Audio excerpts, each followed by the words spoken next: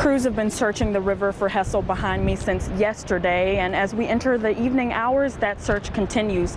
Police now calling this a recovery effort.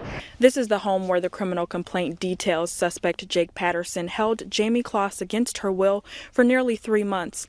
Community members we spoke with in this area this afternoon say the Patterson family was not well known in the area. I am actually holding a highway sign that was ripped apart during last night's storm.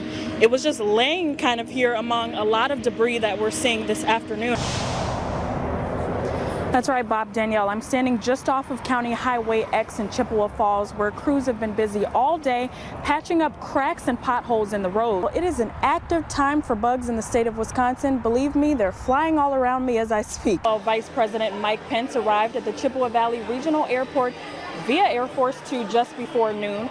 5 of the 6 remaining Gordy's Market stores now have a new owner. The price tag, over $15 million. WEAU's Brooke Schwieters was in Chippewa County Court today, where the sale was approved. While the relentless snow this winter has put extra strain on city workers trying to keep up.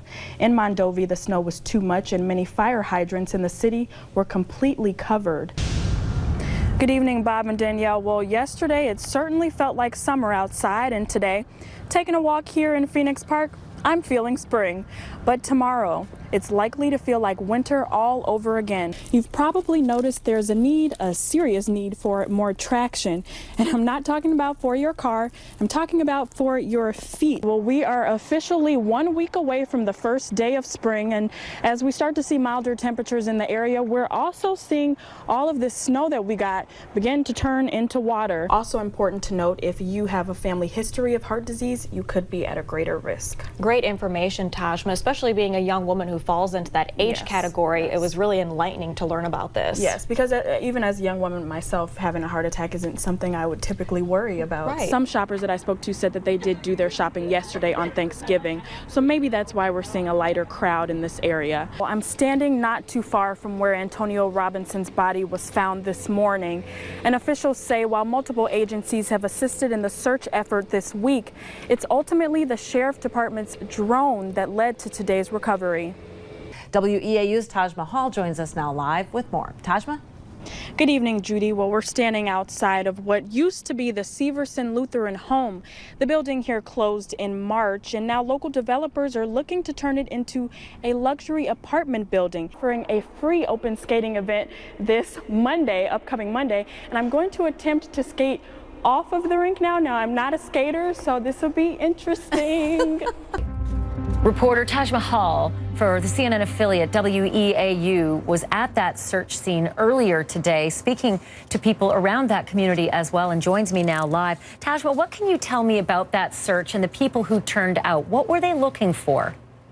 Hi, Ashley. Well, earlier today, investigators were out searching just for any clues as to what could have happened that night. And the search efforts are actually still going on right now. Over 100 volunteers showed up.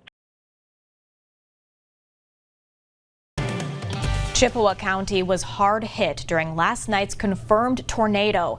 After a preliminary assessment, the National Weather Service is classifying the tornado in the town of Wheaton as an EF3. As we continue to dig into storm damage tonight, we hear from a man who says he lost everything. WEAU's TAJMA Hall shares more as recovery efforts continue.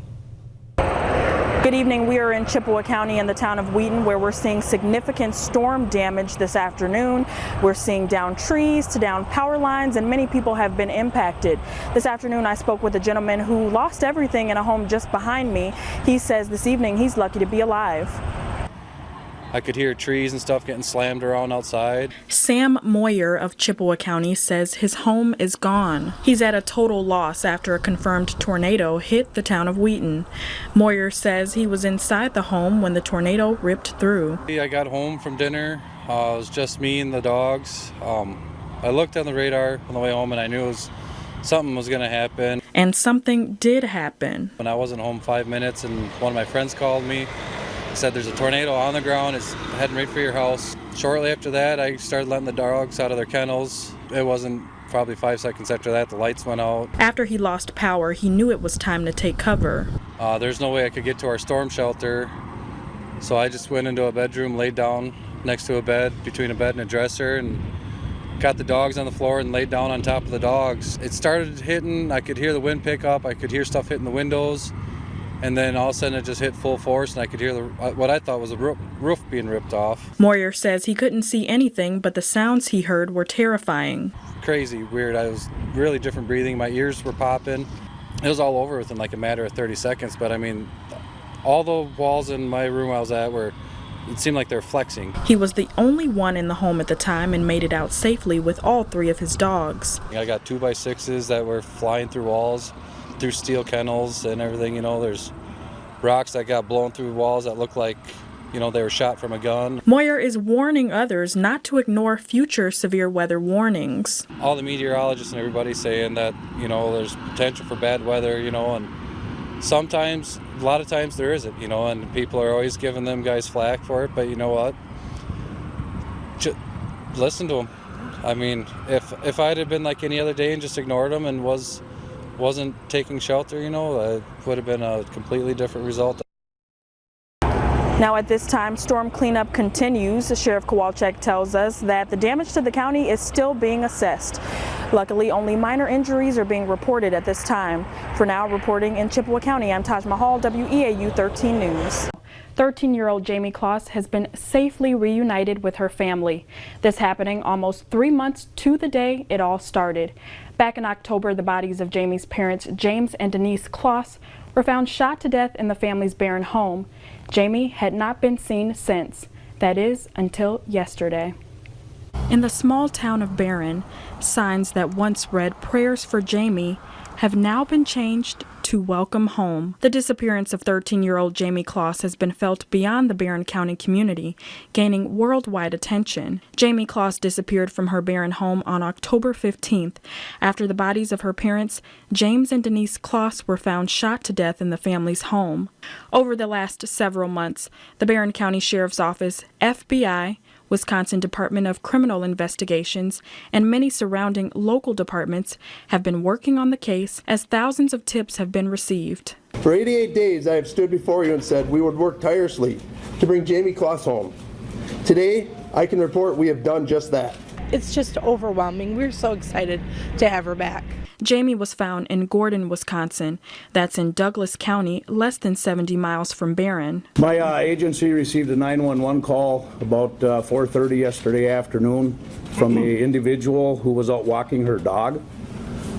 Said she was approached by a young female claiming to be Jamie Kloss. Officials say Jamie has been held against her will since her disappearance, but was able to escape and find help. A suspect is now in custody, 21-year-old Jake Patterson of Gordon. Officials say Patterson has ties to Barron County. He worked with Jamie's parents at the Jennie-O Turkey Store several years ago, but just for one day. With regard to the suspect taking great efforts to minimize his forensic footprint at the crime scene, they include things like not leaving trace evidence by changing his physical appearance, like shaving his head not to leave hair behind. Investigators spent the day searching his home for clues. We have recovered a gun consistent with what was used at the scene of the initial homicide. However, we will have to wait for confirmation that it was indeed the same weapon after examination by the Wisconsin State Crime Lab. The gun used at the scene on the night of the incident was a shotgun. The shotgun was also used to shoot open the door at the Kloss home on the night of the incident. Officials say Jamie did not know Patterson prior to the incident. She has now been reunited with her family after a short hospital stay. Jamie has been found safe and has been reunited with her family and friends. There is truly nothing in the world better than that. The case has gained international attention, but right here in Wisconsin, hope for Jamie was never lost. Jamie is the hero in this case. There's no question about it. And she's the one that helped us break the case. And officials say Jamie was targeted by Patterson, carefully planning the crime with the intention of kidnapping her. Investigators say Patterson has no criminal history and appears to be unemployed. He's set to appear in Barron County Court on Monday, where he faces charges of first-degree homicide and kidnapping. Now we turn to a feel-good story about an unlikely family reunion. A local man discovers the identity of his biological parents, leaving him with quite a surprise. WEAU's TAJMA Hall is here to explain all of this to us. Yes, that's right, Danielle, Judy. Well, the level of irony in this story is wild. Nathan Boos was adopted at birth and never knew who his biological parents were. Well, recently he discovered their identity, and to his surprise, he's actually known his father for years. Take a look.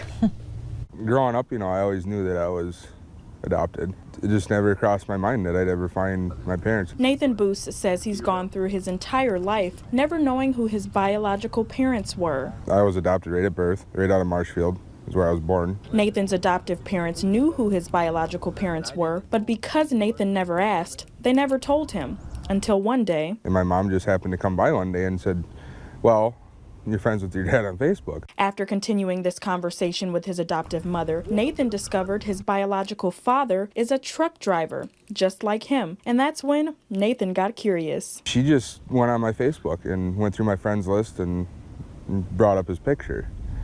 And I said, get out of here. Turns out, Nathan's biological father has been working at Rock Solid Transport in Chippewa Falls with Nathan for the past 2 years. And I fell out of my seat. He messaged me on Facebook one day and asked me if I knew his biological mother.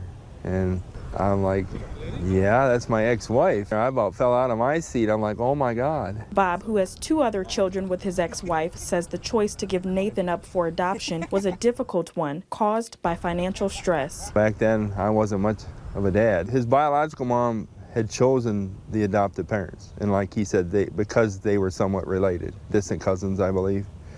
But I didn't know that. Both say they're excited to continue growing the friendship they already had. Well, it's still kind of a shock. And there's days I'm not sure exactly what to say or how to act. I mean, he is my son, but yet we didn't have that father-son relationship growing up, and then we became working partners before we knew who we really were. We're just taking one day at a time, 1 mile at a time, as we say.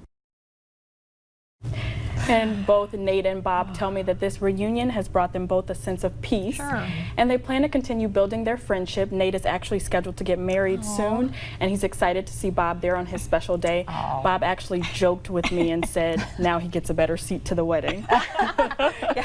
Hopefully he'll be up there front and center as well. Yeah, it's so great that they had that connection before. It's such a good story. It really is. It's just uncanny, all of the similarities, just seeing them together and working at the same place. Like, who would have thought? They definitely have the same sense of humor, I can tell you. Thank you so much, TAJMA.